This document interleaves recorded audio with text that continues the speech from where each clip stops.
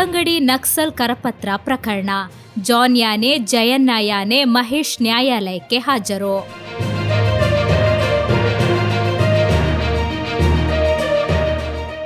ನಕ್ಸಲ್ ಕರಪತ್ರ ಹಚ್ಚಿದ್ದ ಪ್ರಕರಣಕ್ಕೆ ಸಂಬಂಧಿಸಿದಂತೆ ನಕ್ಸಲ್ ಜಾನ್ ಯಾನೆ, ಜಯಣ್ಣ ಯಾನೆ, ಮಹೇಶ್ ಎಂಬಾತನನ್ನು ಕೇರಳದ ತ್ರಿಶೂರ್ ಜೈಲಿನಿಂದ ಬಿಗಿ ಭದ್ರತೆಯಲ್ಲಿ ಕೇರಳ ವಿಶೇಷ ಪೊಲೀಸರು ಬೆಳ್ತಂಗಡಿ ನ್ಯಾಯಾಲಯಕ್ಕೆ ಹಾಜರುಪಡಿಸಿದ್ದಾರೆ.